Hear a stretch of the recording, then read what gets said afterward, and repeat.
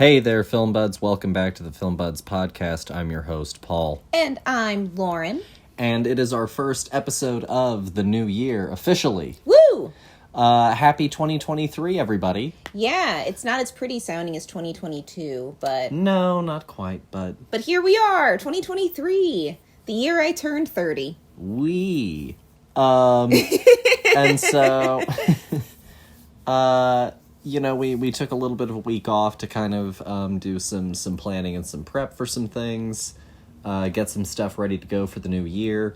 But we're officially back, and to kind of piggyback off of where we were with where we left off, our final episode of last season, last year, I guess, was... Fabelmans, the new Spielberg picture. And you recently were talking with me, and you had thrown out the idea of us doing a month dedicated to a filmmaker and their filmography. And so I thought that, it seems as good a time as any to celebrate, or recognize a filmmaker. January is, considered a doldrum. However, that's not actually proving to be the case right now in the box office. We'll talk about that later. And so my thought was, why not go and then start off the year by sort of celebrating the last filmmaker that we did, who's one of the, the last working legends, him, Scorsese, Cameron, Steven Spielberg is an icon. Yeah. And he's touched generations. No, absolutely. I mean, Steven Spielberg and his movies are universally recognized. And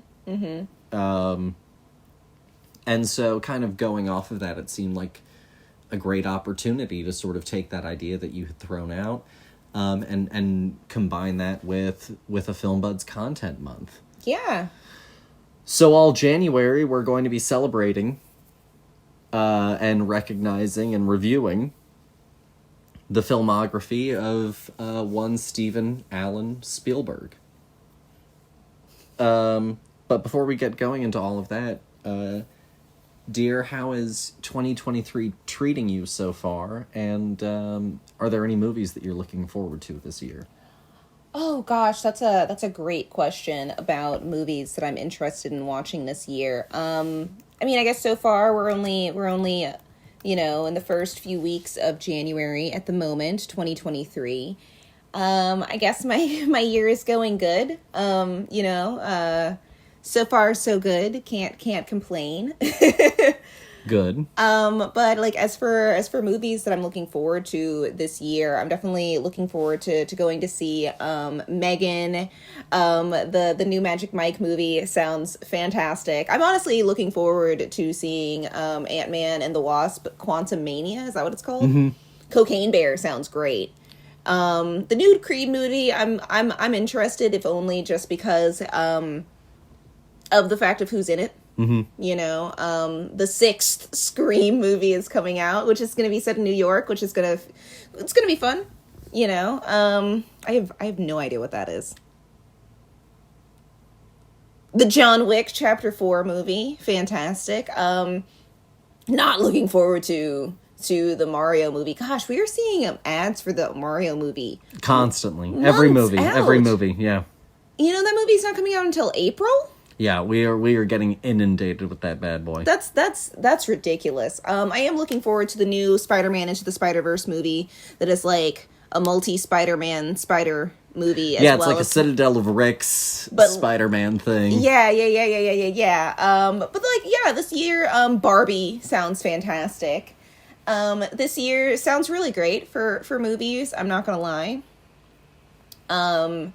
And I am looking forward to the stuff that's coming out this year. No, I think that's all fair. I agree with you. I think that this year has started strong. We kicked off 2023 with our first movie in theaters being a rewatch of Avatar: The Way of Water. That was literally what we did New Year's Day. Yeah. January 1st, 2023, we saw James Cameron's The Way of Water. fantastic picture. Great way to start cinema again. Oh gosh, You know, yeah, with a it's second watch of one of my favorite movies of 2022. so good, so good. And then we just recently saw the Puss in Boots movie, which I was just about to say, yeah. was phenomenal. Really have no notes for that film. Another 2022 movie, you know, it came out in December, late December. It was like a Christmas movie. Mm-hmm. But I think that again fits because watching it, it's kind of a Scrooge story. It's all about recognizing the value of what you have and about how toxic it is to not realize how you can have so much and squander it. Mm-hmm. Which is also, I think, why the ethical bug, you know, is a Jimmy Stewart impression. And so I really enjoyed it because he's, you know, It's a Wonderful Life. Mm-hmm. So I agree with you, you know, like 2023 has been starting off well enough overall. But also as far as like movies that we've already seen in theaters, I've really enjoyed what we've seen, even if it was like some 2022 holdovers. As far as the new year, I'm desperately excited for Knock at the Cabin, even though Old wasn't great. Because I will go to every M. Night movie in theaters. Let me tell you what, I'm gonna go every single time. Because whether it's good or bad, it's always going to be an experience. It's a ride, man. I actually hold out that The Happening is maybe one of the best comedies that... I don't think it's meant to be a comedy. Don't worry about that. I think it's don't. one of the best horror comedies that we have. Just because you think it funny, it does not mean that M. Night went into that thing and was like, this is going to make people chuckle. I know it. I feel it in my M. Night bones. Hey, Tommy Wiseau didn't mean to make the people laugh at the room. Okay? Yeah. So just because it is what it is does not mean that means that everybody believes that. That doesn't negate my enjoyment. Well, I'm not trying to negate your enjoyment. And so I will happily go to any M. Night experience. And you're totally just going to see Dave Bautista. Hell yeah, and Jonathan Groff. Yeah, these are the facts. Hell yeah. And Ron Weasley himself. Oh my gosh. Rupert Grint. Coming back on his first official time back really on the big screen. You know, he's been doing TV. Yeah, he was doing that show. He was on the Snatch TV show for a little while. He's been doing some other TV stuff. But this is his first big movie role in a while, and so there are a lot of reasons that I'm very excited about this movie. I mean, he just had a kid. He needs money. They're expensive. That's right. Mouths to feed, man. No, for sure. I am also, of course, looking forward to Magic Mike's The Last Dance. I am so enticed by this idea that it's ending with a supposed half-hour dance sequence. Fuck yeah. I couldn't be more excited. I am here for it. I am so ready for this movie. Yeah. I am going to this movie in theaters, people, in theaters. Hell yeah, and you can't stop me. Absolutely not. Cocaine Bear is absolutely going to be a hoot and a half. That's my kind of ridiculous disaster cinema, and so I'm really interested in watching that one play out. You know, I've seen some of, but not all of the Rocky movies. Okay, I think that I'm probably in the same boat. I want to see Creed and Creed 2. Yeah. And I own, if I'm not mistaken over there, Creed. Okay. But I still haven't watched it yet, and so You've never seen Creed? No. Okay. And so I would really like to watch. Well, we've definitely got to watch Creed and Creed 2 before going to Creed 3. Yeah, none of it's gonna make any sense. It might make enough sense. I mean, it might because it's pablum, but it's good pablum, you know. I am going to go and see Scream 6. I am more excited about it because it has Hayden.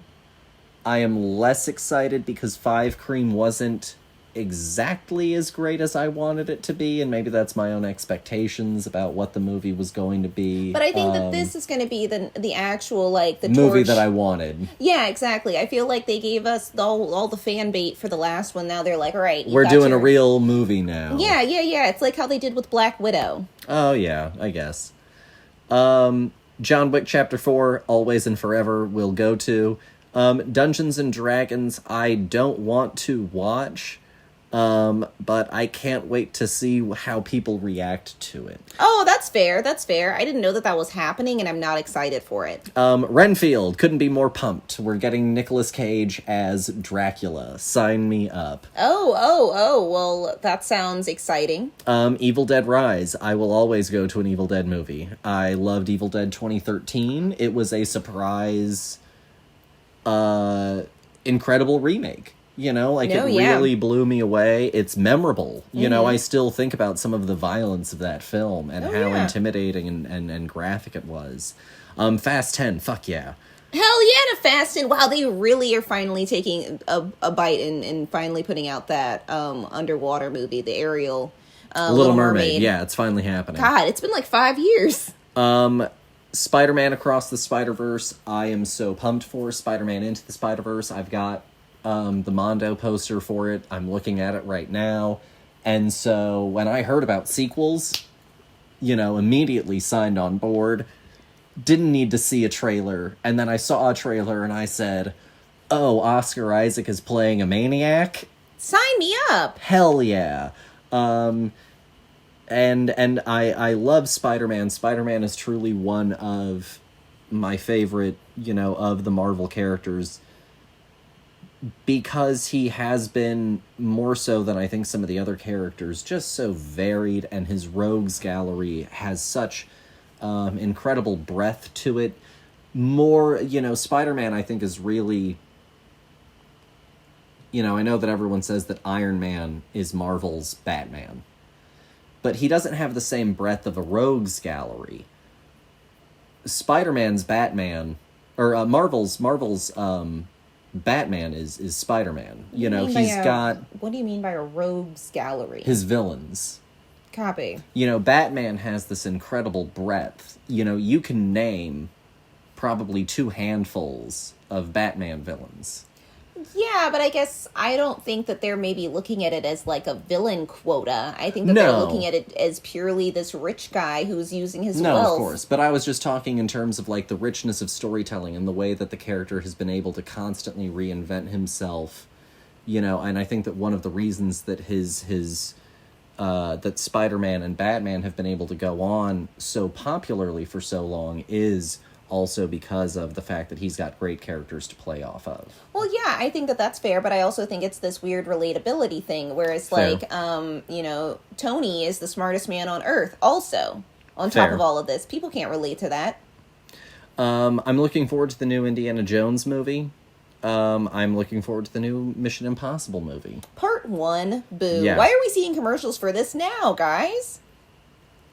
It's a Mission Impossible movie. It's like the 16th one. I don't think that they need I don't think that they need it. To build the hype train. The hype train already exists.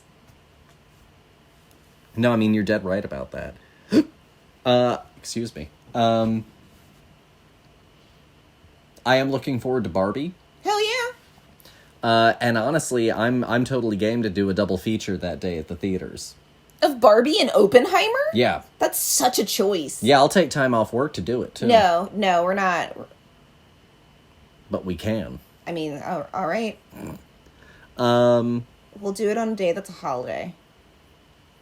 I don't know if there's a holiday that lands there, but we're going to pretend. I'm looking forward to Dune Part 2. You know, I liked Dune 1 well enough that I'm going to come back for Dune 2. Oh, yeah. It was a really good Planet Earth about the deserts.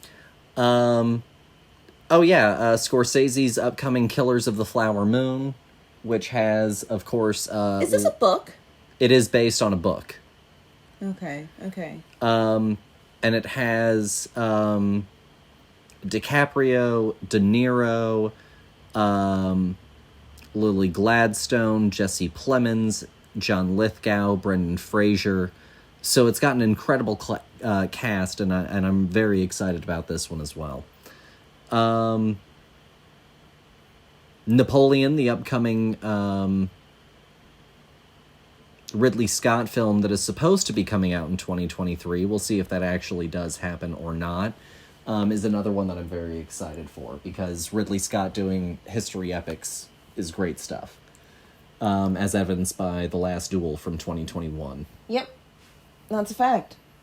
So those are probably the things that I'm the most looking forward to currently in 2023. You know, I'm sure that there's more out there, but those are some of the big ones. Copy. And so I guess with all that said, we should go ahead and jump into our discussion on Steven Spielberg. See. And so to begin, you know me, I had to go and do a little bit of history for y'all. Welcome back. You know, if we're gonna properly dedicate a month to a filmmaker, then it needs to also have the right sort of context, the right setting. So Stephen Allen Spielberg was born December 18th, 1946 in Cincinnati, Ohio. His mother is Leah Spielberg. His father is Arnold. And his father was a World War II veteran.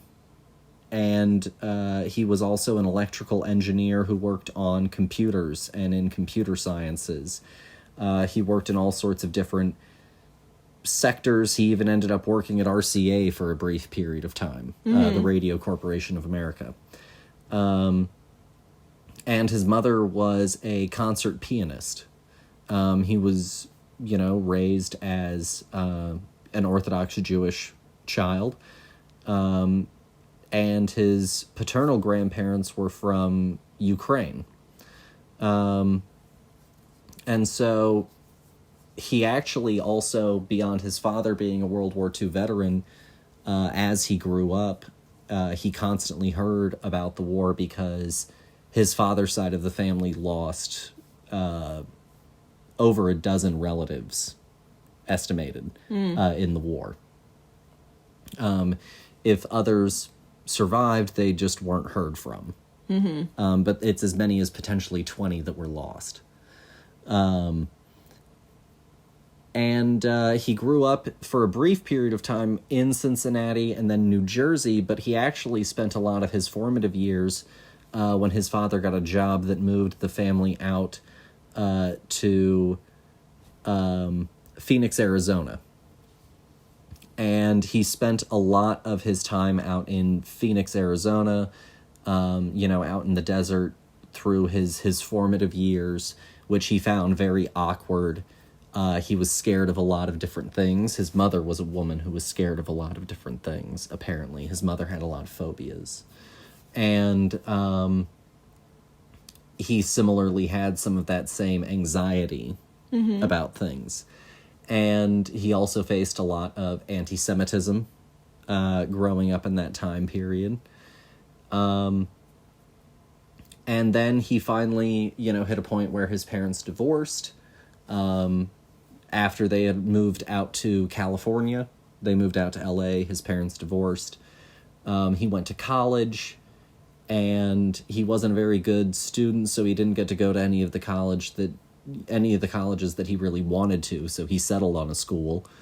And he ended up leaving school and getting into the film business.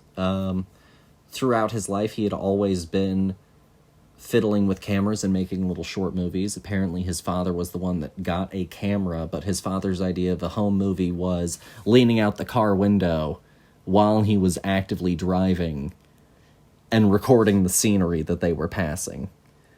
Jesus. And that was his idea of a family movie, and he would invite people over to, like, watch that.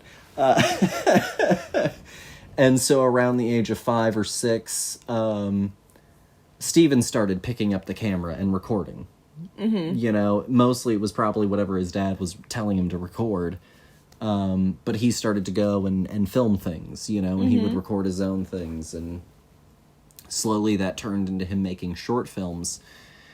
And eventually in his teen years, on a budget of about $500, he went and made a 45-minute or so movie that they advertised in the local paper as like an independent film, and the movie made back its budget and $1. They charged everyone about $1 a head, and about 500 people came out to see the movie. 501 people came out to see the movie. Fantastic. And so he ended up turning a profit on his first film, and that is also a film that ended up winning him an award, and is one of the things that got him noticed as an early filmmaker.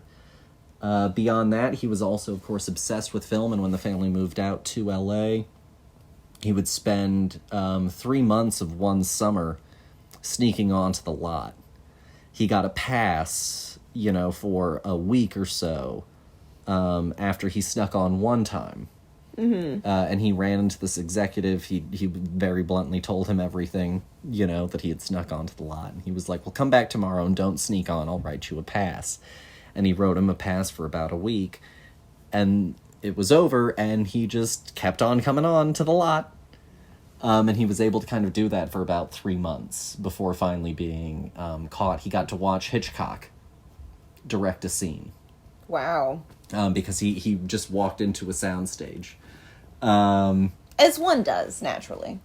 And that was sort of some of his upbringing. And he finally eventually got onto a film set, or, onto a set. He got hired by CBS, by Sid Sheinberg.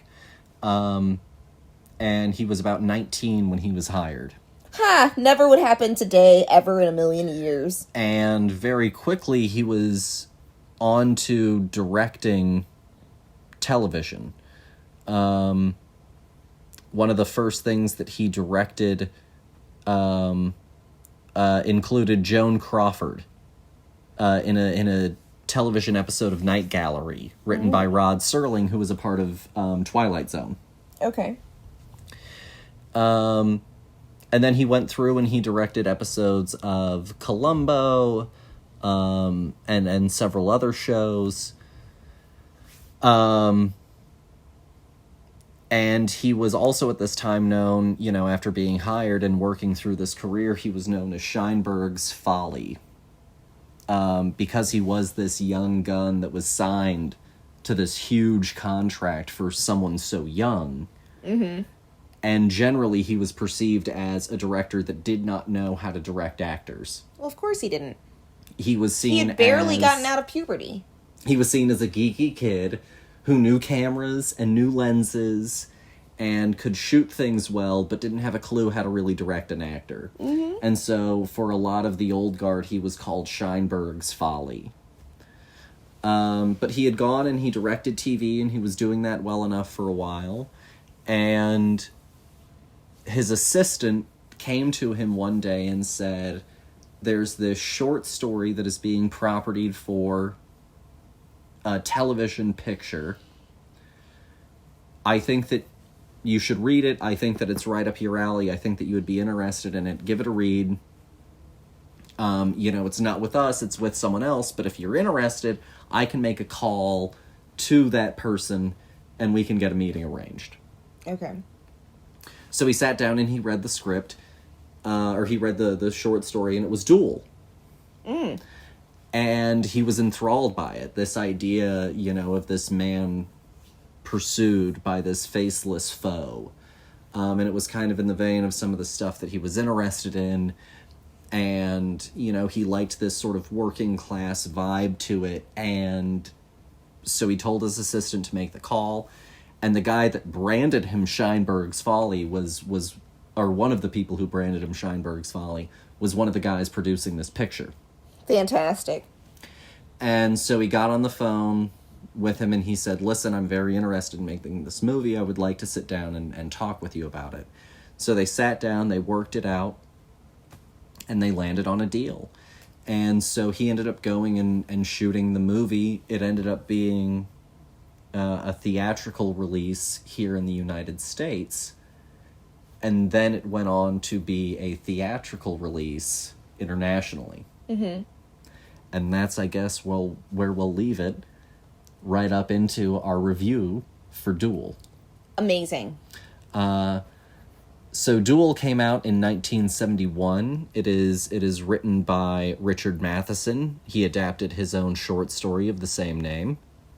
It was part of the ABC Movie of the Week back in November of 1971. Movie of the week? Yeah, they would go and do a TV movie of the week. Oh, interesting. And so this was part of the ABC Movie of the Week program back then. And the premise of the film is a salesman on his way to make a commute finds himself chased and terrorized by an unseen semi-truck driver. It stars Dennis Weaver as David Mann, excuse me. And that's really pretty much the main cast of the movie. Like, there It's are just other that one guy. actors, but, like, it's pretty much just It's just him. Dennis Weaver as David Mann. Yeah. And the original short story, as a fun fact, was published in Playboy. Oh, well, that makes sense. And Spielberg had actually read it previously in Playboy itself. Scandalous. And so, with all of that said, with all of that history and that background, and them having listened to me ramble for a while, dear, what did you think of Duel? I thought this movie was very successful. I really enjoyed it a lot. I liked this almost like, if you had written this script down, it would have taken up 5 pages. Front and back. You know, it's really... Yeah, it's like a 15-pager. It's really simple, and purely in the sense that there's not a lot actually happening, in the sense that, like, you would have to write out pages of dialogue and, like, stage actions and this, that, and the other. No, it's all about sitting in this man's perspective. Yeah, I mean, like, Dunkirk was like a 45-page script or some shit like that. This is not. This is absolutely not for the, like, hour and a half film that it is.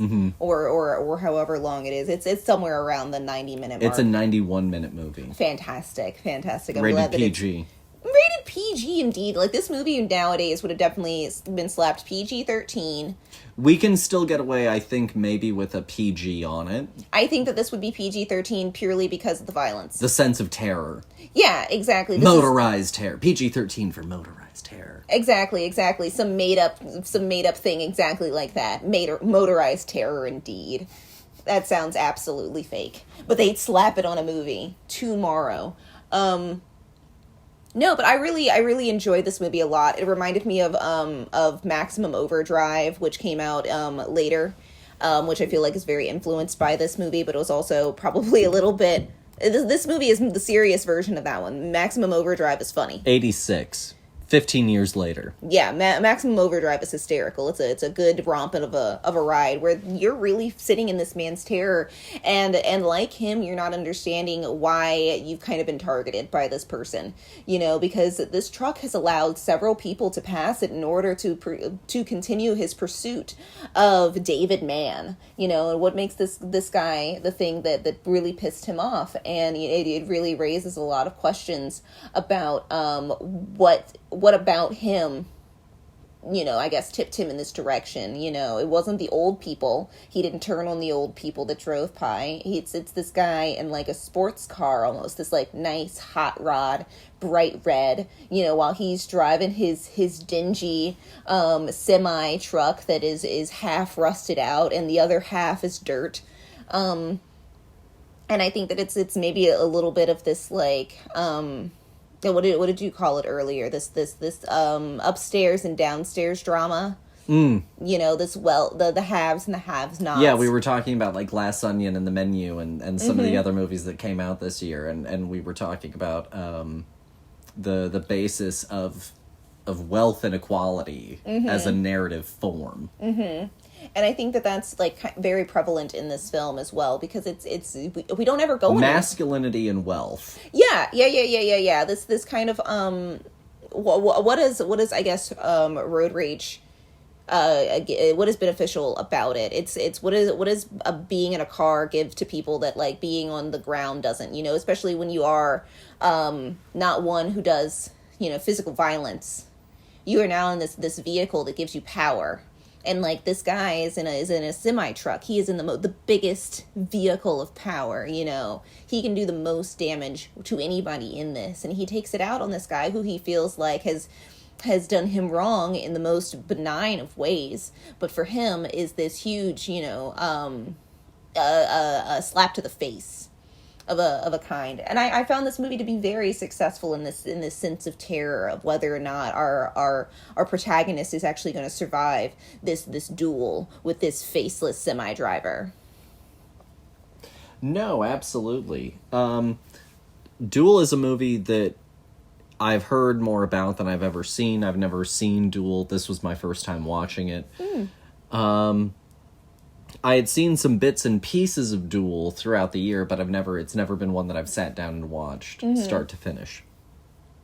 In my research, sort of leading up to this, I had seen that one particular critic labeled it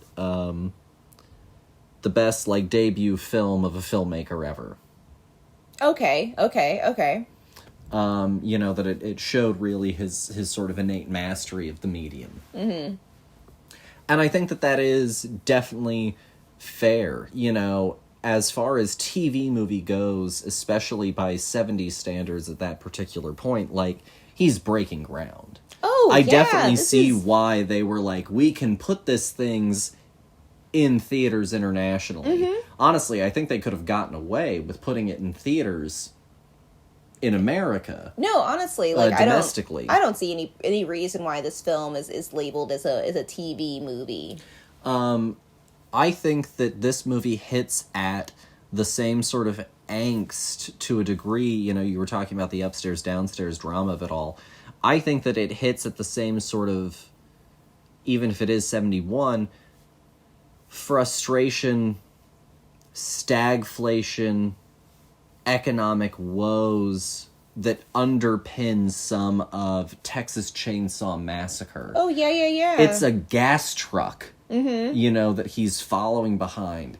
It's spewing fumes, and he's, that's good for the environment, And so it has this similar sort of underpinning of this weird class consciousness, and environmentalism, and this sort of urbanite, and therefore also somewhat effeminate, as played out. His entire intro. Mm-hmm. We're listening to this elaborate monologue of a man on the radio, talking about how he's not the head of his household, but how he feels ashamed about that and doesn't want anyone to know. Should he lie on the forums? Should he not lie on the forums? Does it matter what to does all anybody? of that mean? Yeah.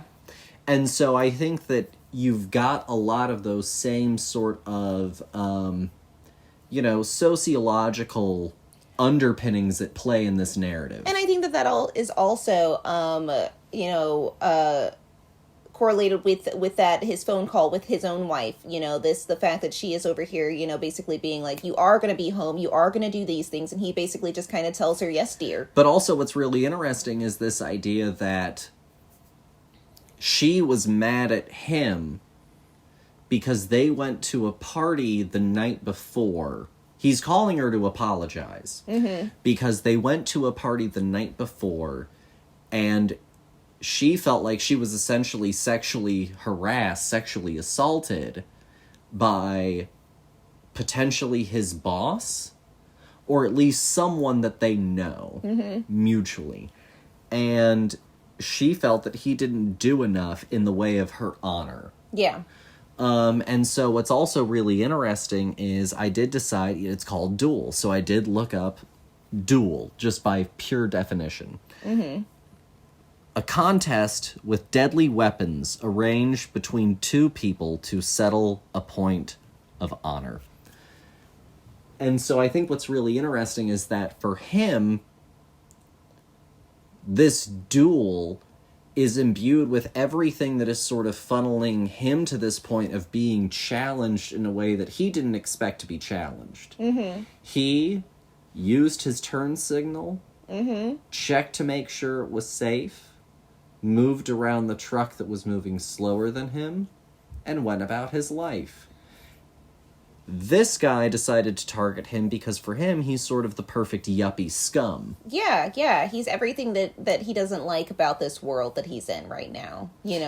This guy who gets preferential treatment. And so they are both being fueled in this duel by honor, but not really in a fight that's fueled directly at each other, but is underpinned by the sociological point of their time. This is just the tipping point. You know, He's fed up. He's at his wit's end. You know, in his own different way. And now they're at this weird point whereby our hero is having to prove that he is a man, that he is capable, that he is willing, that he is able, and our villain is fueled by everything that is a toxic idea, you know, sort of embodied in this idea of this toxin-spewing truck.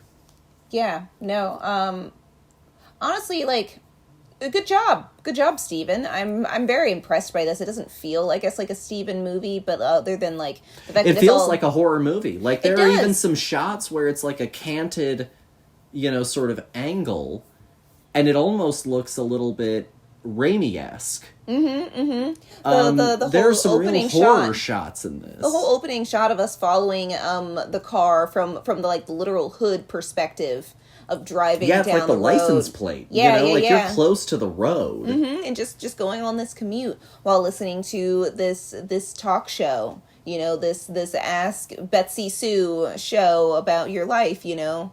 Oh gosh, I don't remember what the names of those things were. But you would, like, go into the magazine and, like, tell them all about what's going on in your relationship. Yeah, letter to the editor sort of columns. You Yeah, know? yeah, exactly. No, honestly, I feel like this film is very successful, and does, I think, prove the point that he did know cameras and lenses and shots and things. You know, he did know how to technically make a film, and honestly, I think that because he has such a center point on this one person, it also feels very intimate and very you know, real as well. I liked the fact that at the end of the day, you don't know if this man was almost going crazy or not, you know, at a certain extent. Like, you know that this guy was chasing him down, but also, like, you start to go with the everybody else is just seeing bits and pieces of it and going, well, this guy's a whack job. You know, he's got to be just crazy. You know, no truck is going to run you off the road. What are you talking about? Yeah, like, until it really becomes absolutely, you know, black and white obvious, yes, he is not imagining any of it. You do have a little bit of that nebulous gray zone. There is another world, I think, based on this movie in particular. I think there's another world where Spielberg ends up, if he had been pushed in the right direction, doing more horror thriller type of stuff. Well, I think that because this is as good as Texas Chainsaw. This is as good as Halloween. I mean, I guess in a certain stint, like, that doesn't really go away. Like, I think that Jaws is a scary movie. No, but pretty much since then, what else? No, true, very, very, very fair. You know, parts of E.T. are terrifying. Parts of his movies do continue to have that right element, but he has never again made a movie for me that is so start to finish about dreading something. No, and I think that's totally correct. Jurassic Park, maybe. I'm just trying to spitball, really. Yeah, no, I totally get where you're at, but, you know, it's something that he hasn't leaned into as well, that he did incredibly effectively, and I think it's so interesting that he talks about himself as being someone who's afraid of a lot of things, as someone who's very neurotic, you know, as someone very cautious, and yet he's never really engaged in that aspect of filmmaking. I think that actually maybe because of his own innate fear, he maybe could have been an incredibly effective... Well, that means that you have to face your fear. Ah, true. You know, and at the end of the day, Stephen also is very quoted saying that he was never going to take therapy. Yeah. Which is also a confrontation of self. You know? And you know, ultimately at the end of the day, this guy doesn't necessarily change, but he does affirm that he is a man. Yeah, exactly. Because in his success, we also, we feel that success with him because at every turn, honestly, this movie found new and creative ways of keeping these two stuck in this duel for this extended period of time. Like, I found that really, really successful. Every It's time I not was like, the same type of car interaction every time. It's not Yeah. just a bumper brawl every 15 minutes. yeah, exactly. There were ways where I was like, well, there's no way, eventually this guy is going to give up, Oh, he's just trying to block the road right now. That's all he's doing. It's Yeah. this, I'm just going to keep blocking you. Yeah, exactly. It's not this, I'm going to try and run you into a train thing. I'm going to actively try and kill you. There is a point where it's like, maybe he's just trying to intimidate him. But then there's a line that is crossed and that is palpable. And then suddenly it becomes almost like the driver becomes insatiable in chasing that sense of power that he has found, whereby he is loving the ways in which he can escalate it. Yeah, and he's causing this guy actual terror, and like at a certain extent, this man could be a murderer. He's maybe, you honestly are kind of left with this almost hanging question, I think, of, has he done this before? Kind of like that movie that we watched Death with... Proof, the Yes. Quentin Tarantino movie. Yes. He's done this before. Yeah. This is a slasher movie with a car. Exactly. And I think that's why this movie is so successful. And why his stalking of this man is so eerie is because of the fact that he has done this before. He knows all the tips and tricks of how somebody is going to try and get away from him. And he owns this highway. He knows this route. Yeah, because he trucks it all of the time because of his job. And people don't bother him No, yeah, but about this how guy, long it takes him. Yeah, but this guy bothered him. And he was going to pay for that. Surprisingly, with his life. But, some people going to go to extremes. That's why it's really road rage at maximum overdrive levels. Yeah. But no, I think that it takes a real scenario. You drive down the road. Someone honks at you. Okay. You drive down the road. Someone honks at you, gives you the finger, is calling you everything but a Christian, through the glass. Okay. But then every once in a while you do, I think, you hear about those stories or you see those instances where it's like, why is that person acting like that? Like, this is actively aggressive. Like, you are trying to do something. And so then you hear these stories, of someone pulled a gun. Someone was ran off the road. Yeah. And so it's this innately natural fear that he does really tap into here. And this escalation of that fear in a way that also never feels inorganic, even though it finally reaches this like insane endpoint to a degree, it never doesn't feel like it earns that point. No, for sure, honestly, because I think that the big fiery ending is exactly what's expected after all of the things that this truck driver has put this man through. He has put him to the brink of being like, my only way out is to kill this guy. Yeah, it's him or me at this point. Yeah. Like, he's literally driven us to this point of, it is him or it is me. And that's insane. Yeah. No, honestly. Like, that's bonkers shit. For sure. But it never feels unearned. You feel the same level of relief when David Mann wins the day as when Sheriff, wins the day in Jaws. No, yeah. Because it's this force that is tapping into this same sort of, again, the DNA of Duel and Jaws. And we've reviewed Jaws previously on the show alongside Flipper in the Shallows. Yes, it was. It was an exciting. It was a shark-filled weekend. Yeah. And so I think that, like, it is so effective because it is that natural escalation that earns every build-up point. Not unlike Texas Chainsaw. Not unlike Halloween. It's this really elegant, natural ramp-up to, very intense finality. Yeah, no, I think it's really pulling on that same kind of fight or flight response as a big shark. Yeah. Or, having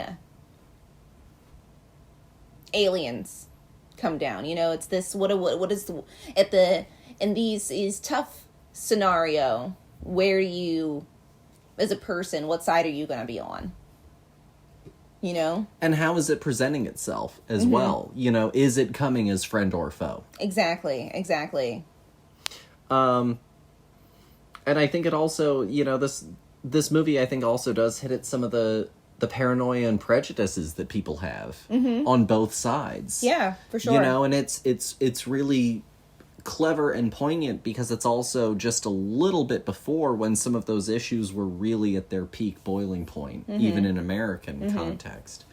And it's very relevant even now. Yeah.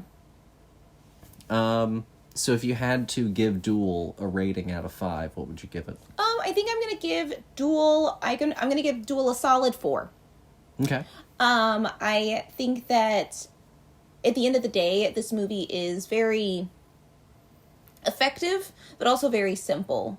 And I think that his mastery of the what shots he wants is more effective than, like, the inner monologue stuff is Weak. Yeah, it's tough in parts. Yeah. Because I don't feel like it's connected to Not all the time. What's actually the visual context that we're getting. We should have gotten it so much sooner. Yeah. Because, like, weird, it comes out of nowhere in the middle of the film. Yeah. And so, like, for me, I think that, this is something that is a great first start, like A+ effort, but, like, in the I guess the scale of where I know him to go, this is definitely, it could use some tweaks. Yeah. I'm going to call it a 3.5 just because for me, even though it was thrilling, it did feel every bit of that 90 minutes. It was a long hour and a half for me at times. And I really enjoyed the ride, and it being, a full 90-minute movie in every sense of its feeling isn't necessarily a bad thing. But it is a thing, and I don't know that I loved it, and I don't know if that was intentional. Interesting. Okay. No, again, I did feel that this movie was long. And honestly, the parts in the car were probably the most interesting parts for me. I felt like the moments once we started, like, to get around other people, it started to become some weird bit about these other people. Especially, like, the diner scene where he orders a cheese sandwich on rye, and she gives him something that's got, like, lettuce and tomatoes on it, and I'm so confused by that. So confused, but we're not gonna get into that. That looked disgusting, by the way. So I'm gonna call it a 3.5. Again, okay. I think that it is an astounding debut, especially. But again, I think that he also does, like, iron out even some of his own narrative issues with this in Jaws. Yeah. No, for sure. I think that Jaws is the better version of Duel. Yeah. And actually, I think that you could maybe even do a really interesting another version of the Duel narrative. I think that you could maybe bring it back and maybe do, like, working class truck driver driving this almost docile whale-like vehicle flooded by, like, motorcycle gang. Oh, interesting. The sort of hive vehicle thing that's haunting this driver. Oh gosh, sounds terrifying. Somebody else's problem to figure out cinematically. No, an absolute bitch on the actual screen. No, like, yeah, a it was real like, pain in the ass I to film. really quickly tried to figure out how I would do that, and I was like, oh gosh, just like major I'm having an overload. anxiety attack just thinking about like trying to film it. Just awful Tina Belcher noise. But I think that could be like a really interesting way to like bring this story back and do it differently. You know, turn the semi into this vulnerable vehicle because of its size. Yeah. Targeted by a fleet, a swarm.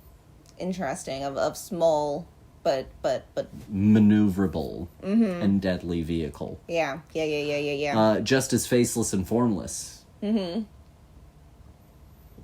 Biker gang. Yeah, exactly. You know, that's just their name. Biker gang. they're in helmets. Or Yeah. they've got bandanas, you know, and so it's just a faceless horde. Exactly, yeah.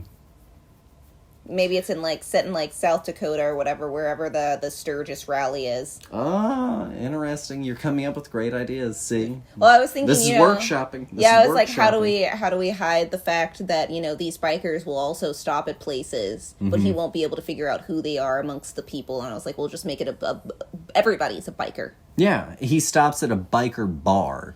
Yeah, exactly. Because it's the only thing that's on this road at this point. It's a dive that's attached to a truck stop. I like where you're at. Because again, it's a major thoroughfare. And these are the types of people on this road. Exactly. I like where you're at. I like where you're at. That's right, workshopping. We're doing it. No, I really enjoyed the movie though, and as a final little wrap up to our discussion, I actually wanted to bring up a talking point that I brought up earlier, which is that January is typically a doldrum. Yes. So January, February, for those that don't know, even to a certain degree March, are generally kind of viewed as underperforming periods. Okay. It's not the holiday season. It is not the summer movie season. It's this weird sort of awkward, nebulous period. January is currently overperforming comparatively. Yes. And a large part of what's fueling that are two movies. One of them is Avatar: The Way of Water. That's right. Which recently crossed 1.7 billion.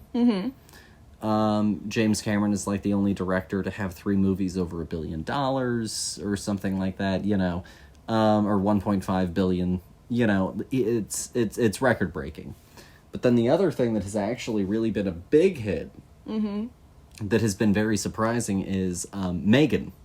Oh, yeah? Yay, good for Megan. The horror film Megan has been overperforming expectations. It did like 26.3 million this weekend. It was number 1 this weekend, if I'm not mistaken, in the US, or number 2.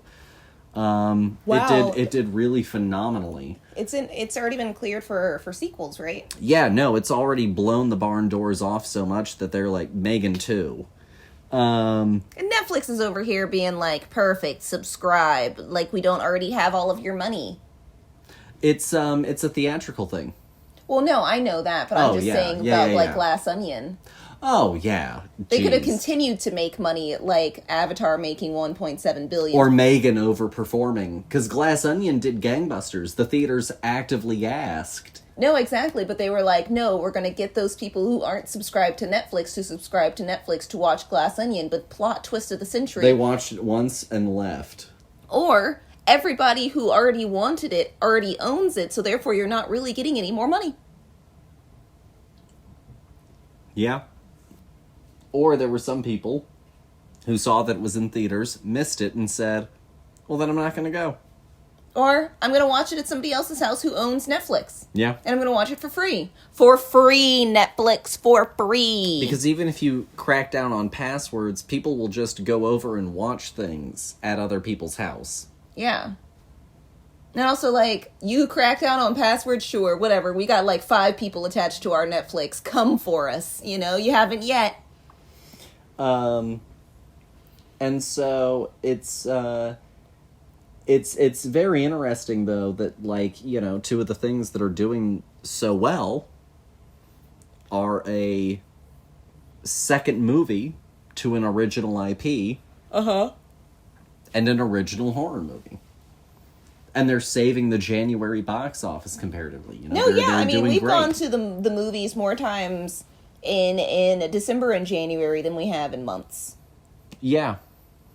Yeah, that's a fair point. So I think that, you know, honestly, I think that they've been doing a very successful job. That's just about everything that I have in the chamber for y'all. Next week, we're going to be moving on to Steven's first actual theatrical release, The Sugarland Express. Dear, do you have anything for the listeners at home? Gosh darn it, I do not. Woo! 2023! Perfect. And with that said, thank you guys as always. Of course, go back and listen to our previous episode on the Fablemans. Listen to our Jaws episode. And we'll continue to spend January celebrating one of the icons of filmmaking that still exists with us today, Steven Spielberg. And we'll catch you guys next week. Bye. Bye.